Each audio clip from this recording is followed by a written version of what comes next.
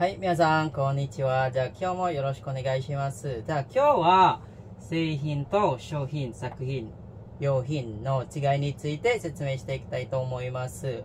じゃあ、今日はね、皆さん。I know most of you guys,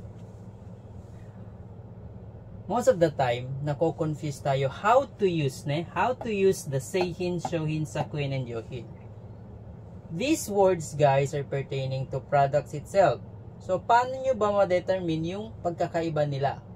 Kasi pwede yung sabihin na ang seihin ay product, pwede yung sabihin na ang shohin ay product. Also, sakuin, they are all products, right?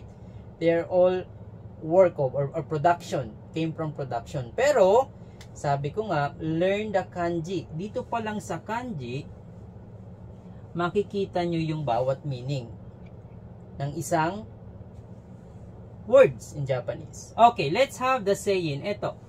Makikita nyo to sa mga super malls, Nihonsei, made in Japan, tama, made.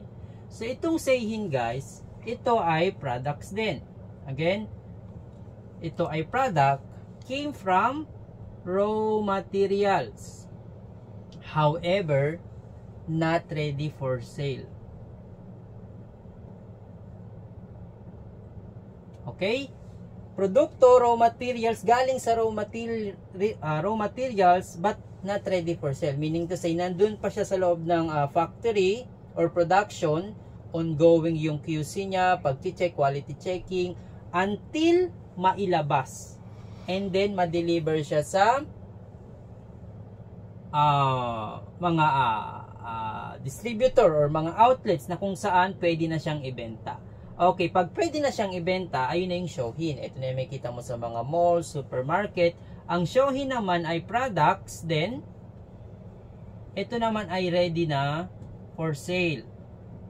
So, itong shohin, pwede siyang manggaling outside or inside the country, import and export, na ginagawa dito, sa iba't ibang uri ng bansa. Ulitin ko, ang shohin, products, ready for sale na makikita mo na siya, or on use or going na siya, ready to use na siya, bibilhin mo na lang. So di ba ang layo ng pagkakaiba nila, even though they are the same products, however yung meaning niya talaga is hindi tawag dito, malayo sa isa't isa. Okay, pag sinabi ng sakuhin, ito ay also tingnan niyo yung shobay, di ba shobay, mga mga store. So okay, let's have the sakuhin. Ang sakuhin, kung makikita niyo naman yung sakuhin, tsukurimasu, diba? Tsukurimasu. Pag sinabi mo naman sakuhin, this is naman, it could be production or work din siya. However, it works artistically. Meaning to say, ano siya? Painting, arts, or it could be sculpture or poem. So, pag sinabing sakuhin, it's a work of arts. Yun lang siya. Work of arts siya. Pag sinabing sakuhin. Okay, let's have the yohin. Ang yohin naman, guys, tingnan mo ang kanji niya. Hitsuyo. Hitsuyo meaning to say need, necessary, and then hin. Andun na yung meaning niya. Necessary goods and necessary items. So, yun lang, guys. Ulitin ko, ang seihin, products coming from raw materials na produce, meaning to say nasa factory pa siya, not ready for sale. Shohin naman, ready for sale, produkto din siya, galing sa iba't ibang uri ng company or production or bansa, pwede rin. Sakuhin naman, work artistically, it could be arts, poem, or sculpture.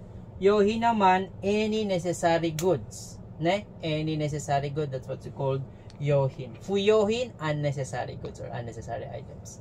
So again, guys, I hope may natutunan at na-share na naman ako sa inyo. Again, if you have any questions related sa Japanese language, feel free to message us. We provide private online tutorial in Japanese language, and also we provide free assessment sa level na meron ka.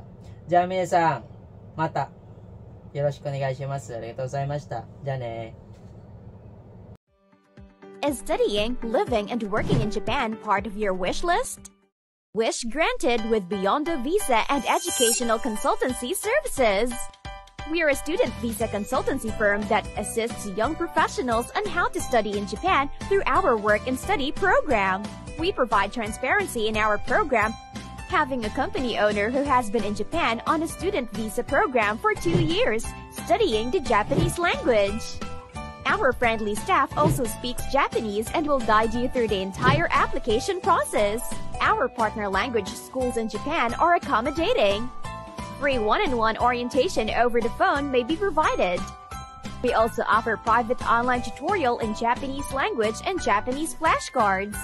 We execute what we promise and only promise what we can deliver. Be the next Filipino student visa holder in Japan. Messages for more details.